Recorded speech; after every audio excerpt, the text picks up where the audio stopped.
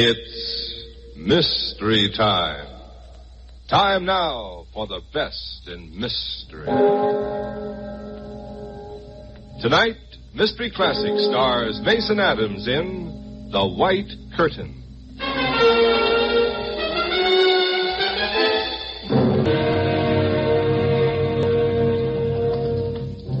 Good evening. This is your host for Mystery Time, Don Dowd. Tonight, Mystery Time reaches into the files of the world's finest stories to bring you a mystery classic. This is a highly suspenseful story of two strong-willed men and a beautiful woman, thrown together by the forces of nature on a rampage. Listen now as Mystery Classics presents the chilling drama, The White Curtain.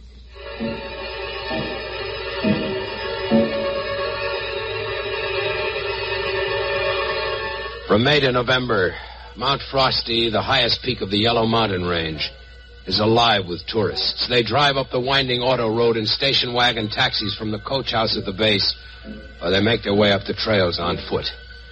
The weatherman on summer duty gets plenty of company, all he wants. It's only when my stint begins in September that it gets lonely up there. And it stays that way for 8 everlasting months. Nobody comes up anymore. Nobody at all. In loneliness like that, a man's dreams take on a peculiar substance and dimension. Often it's hard to tell where a dream leaves off and reality begins. There was that afternoon towards the end of November. I was sitting in my cabin just staring into the grate of the electric heater. I fell asleep, and I began to dream about a beautiful woman. She was tall and slim. She had a feminine grace that made every motion of hers a figure in a dance. Her hair was black, black as night, with shining lights reflected from its waves. Her eyes were blue, no, purple, the hazy purple of the far horizon, and her skin deep under the outdoor tan was fair and smooth. Her voice was low, husky, and her mouth, her knowing, eager mouth was soft and yielding. Suddenly, a knock at the door brought me back to reality. Hey, open up in there. Open up. Just a minute.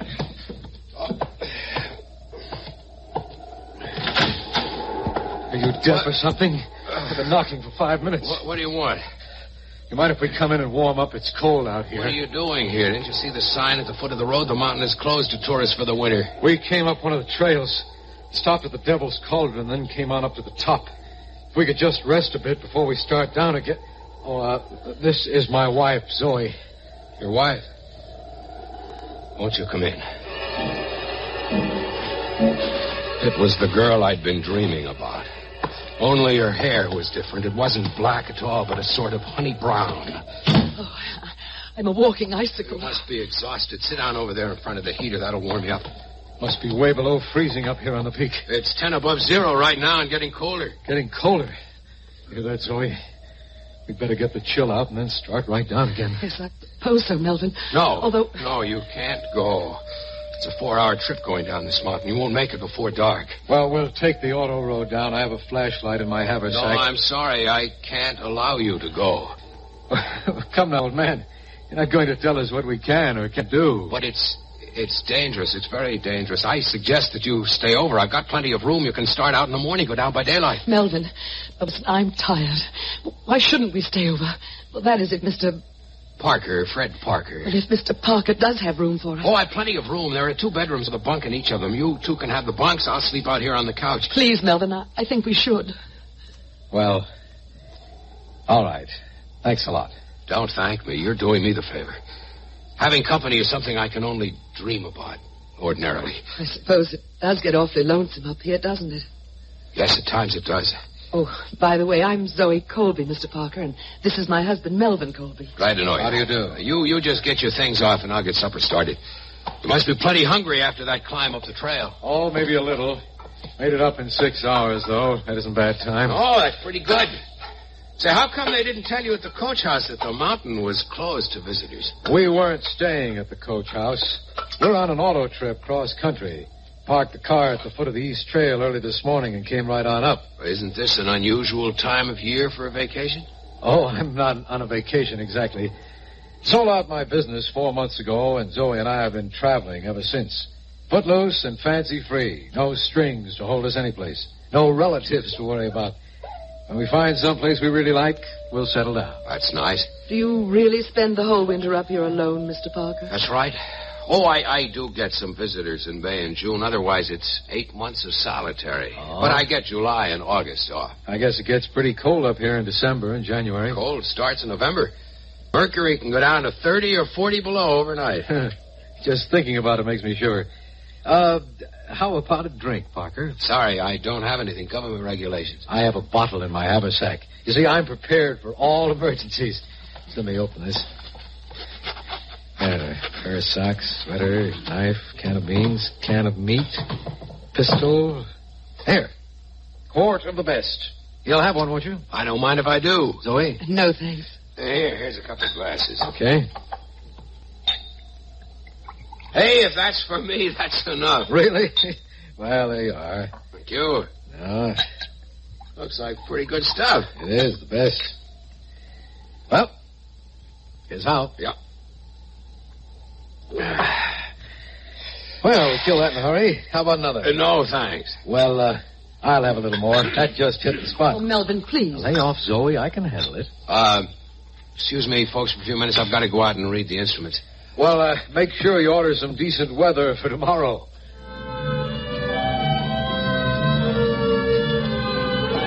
I went out to the weather shed, made my entries in the log, and came back. I'd only been gone a few minutes, but Melvin was bent over the table with his head on his arms. I thought he was drunk. Zoe was at the window staring moodily out at the gathering dusk. I went to the phone. Hello, McGuire. 5 o'clock reading. Temperature, dry bulb 0, wet bulb -2. Relative humidity 92%. Yeah. Partly cloudy, 4/10 Alto Stratus. The wind, northwest 39 miles per hour. Barometric pressure at the station, 600 millibars. Yeah, it looks that way. Right, that's all for tonight. So long, McGuire. Well, that's done. How about some food? I'm afraid I owe you an apology. My husband's fallen asleep. The warmth and the liquor were too much for him. You don't owe me. Maybe it's a good thing all around.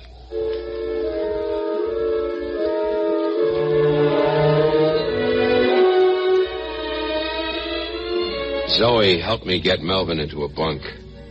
Then we had our supper. There wasn't much said during the meal, but afterwards it was snug and cozy sitting in the easy chairs. And when I noticed the first of the snowflakes flying against the double windows, I had to hide a smile. Now there wouldn't be any talk of going down in the morning. With luck, I could count on Zoe's being with me for a long time.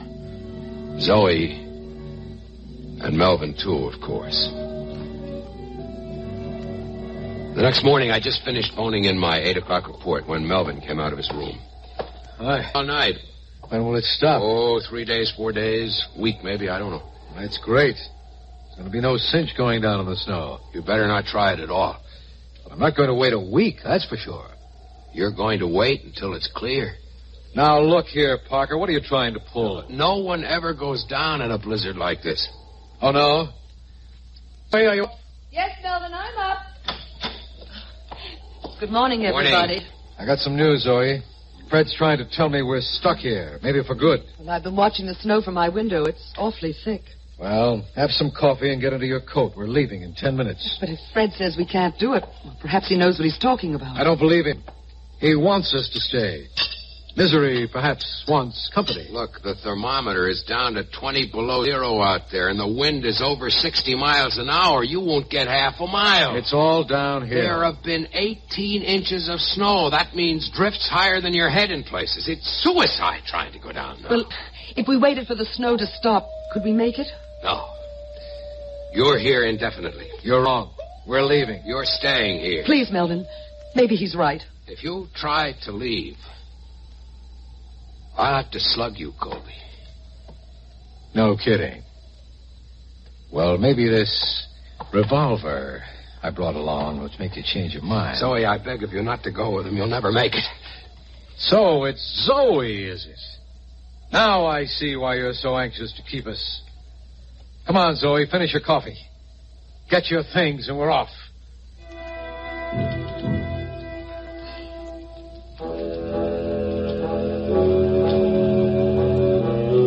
In a few minutes, they left. I watched them from the window. I could see the wind tearing at their clothes, the snow driving into their faces. Then they turned a bend in the trail and disappeared. They'd be dead in an hour unless... I got into my hobnail boots and furs and started after them. I bent over their footprints, which the snow and the wind had already begun to fill in, and I struggled into the gale. 100 yards and I was chilled to the bone. Another 100 yards and the trail divided. One set of footprints going one way, the second another. I followed the shallower set of prints. After a few steps, they seemed to wander blindly. 15 minutes later, I stumbled over Zoe's snow-covered body. I swept the snow aside and bent close to her pale white face. She was still breathing. I lifted her to my shoulder, and I clawed and fought my way back up the mountain.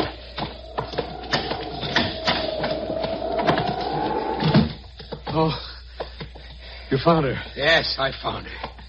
You found your way back here, too. Here, Don't you touch her. I'll take care of her. Is she all right? She will be. I'll get her under some blankets. Oh, it was terrible out there. Terrible. I never realized.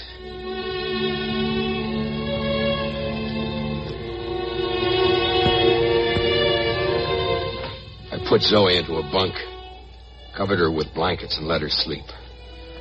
When I came into the main room, Colby was nursing a drink. Well, I suppose I ought to tell you how grateful I am. Grateful? You're not grateful. You hate me for what I did. What are you talking about? Why should I hate you for saving my wife's life? I know how a man's mind works. I do lots of reading up here. You left her out there to die. By bringing her back, I showed you up for the coward you are. That's why you hate me. That is sheer, stupid, utter nonsense. I didn't want her to die. But still, you wish I hadn't saved her. And you know why? Because you realize she isn't yours anymore. You abandoned her and I brought her back. I've got a greater right to her than you have now. What kind of crazy logic is that? It's like the law of salvage. She belongs to the one who saved her. You're out of your head. You're talking like a madman. We'll see. We'll see.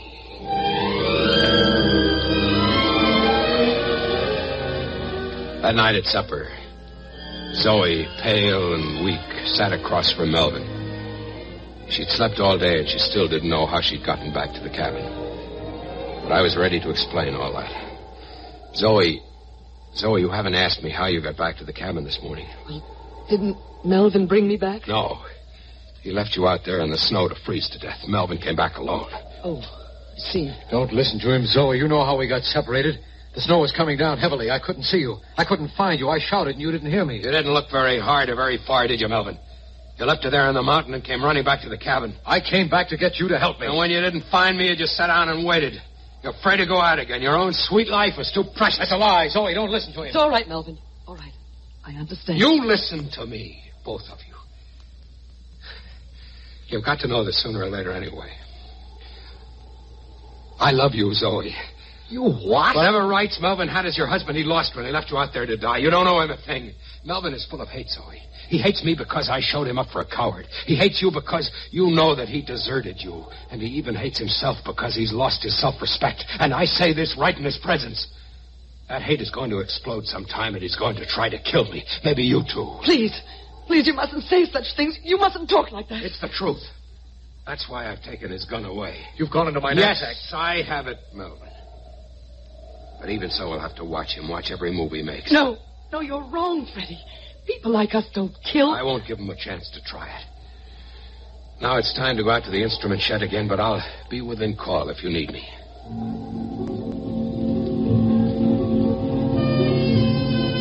I could see her staring at Melvin in horror as the realization of what I'd said slowly sank in. I rushed through my reading as fast as I could, and when I got back, I found them sitting on opposite sides of the room. I was certain then that she was finished with him, and she turned to me. I think you'd better go to bed now, Melvin. I want to make sure you're locked in your room before I turn in. Just a precautionary measure. Now, look here. Melvin, do as he says. All right. If you say so.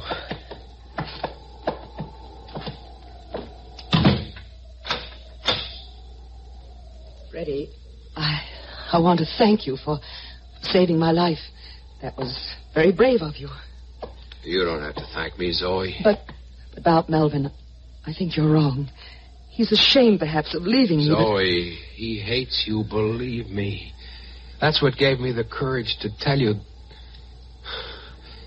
I love you. You may think it a little strange. Oh, no, Freddie, I don't think it's strange at all. These things happen, at least in books. I've always loved you. I dreamed about you for months, for years. And when you came through that door yesterday, I knew that everything I'd ever dreamed of was about to come true. I'm glad Melvin hates you because it leaves you free. Freddie, if he does, and if he's dangerous, well, you have a phone. But couldn't you phone down to the valley for help? They couldn't get up any further than the Devil's Cauldron. We'll just have to watch him. If worst comes to worst, I've got his gun. No, Fred. That would be murder, and they'd hang you for it. Self-defense. But nobody would ever have to know. I could just drop his body into the cauldron, and it would never be found. Yes, but you'd have it on your conscience. Yes, I might. But I'd do anything to set you free, Zoe. Anything. Zoe, would you kiss me goodnight? Yes, Freddie, I will.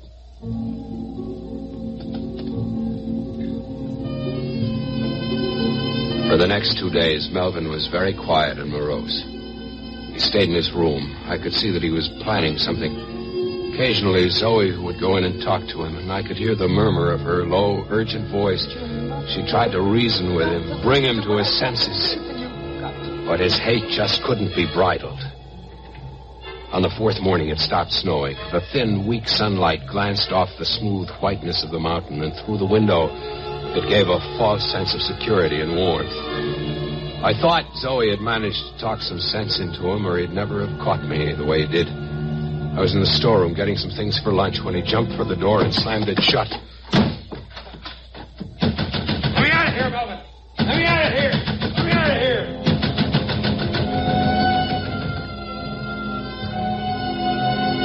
By the time I broke the door panels, they had gone. My furs were missing, too, both suits of them. I threw on some sweaters and a leather jacket, switched the revolver to an outside pocket, and went after them. They were about 300 yards below, stumbling through the drift, slipping on the icy rock. It took an hour before I caught up with them. Melvin! Melvin, wait! Stop! Stop or I'll shoot! No, don't shoot! Don't shoot! That was a nice trick you pulled, Melvin, but you're lucky I managed to catch up with you. Now turn around and start back. Please, Freddie, please try to understand. I'm not going back, Parker. Then go on alone if you think you can make it. I'm taking Zoe back with me. Why, you fool! Freddie's right, Melvin. You go on alone. I'll go back with you. Come on, Zoe. Oh, no, you don't!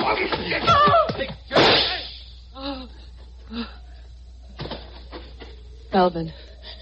Melvin! I had to do it, Zoe. For your sake. What are you going to do now?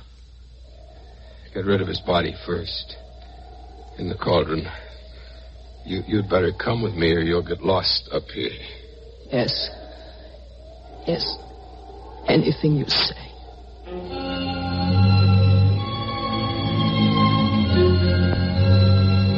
I shoved the gun into my pocket. Quickly, I stripped the furs off Melvin's body and put them on. Then I tied his shoelaces to his hands and lifted his body over my left shoulder like a blanket roll, his feet under my right arm. And that way I could carry him and still have my hands free. Holding onto Zoe with my left hand, I started for the cauldron's rim.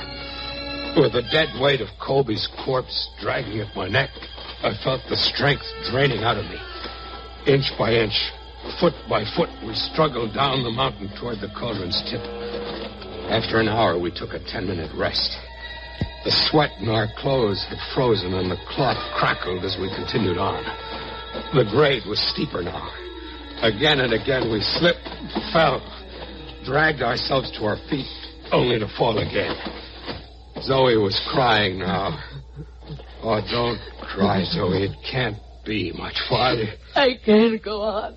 I can't.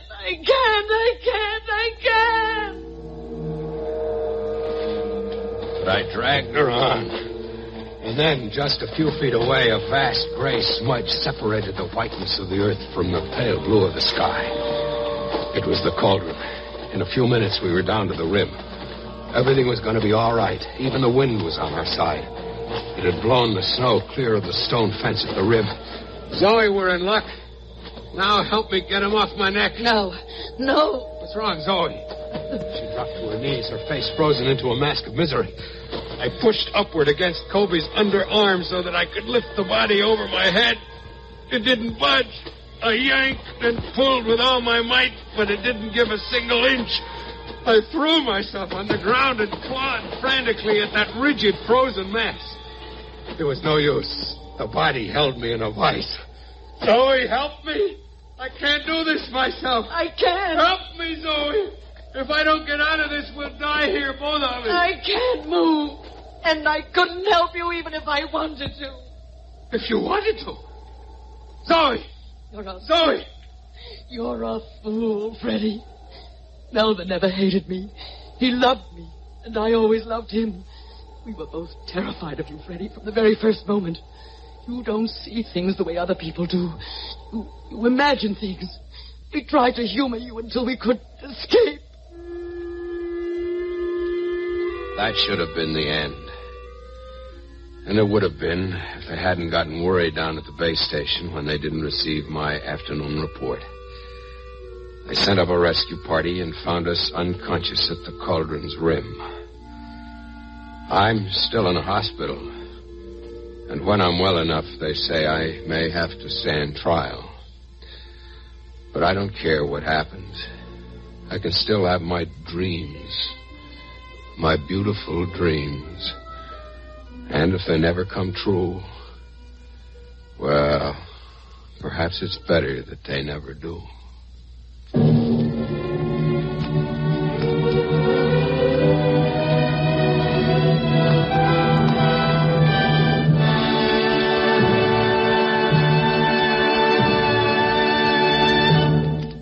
This is Don Dowd again, your host for Mystery Time. Tonight's mystery classic, The White Curtain, was written by George and Gertrude Fass, starred Mason Adams, and was produced by Clark Andrews, in association with Ronald Dawson and Robert Arthur. Featured in tonight's drama were George Petrie and Ann Loring.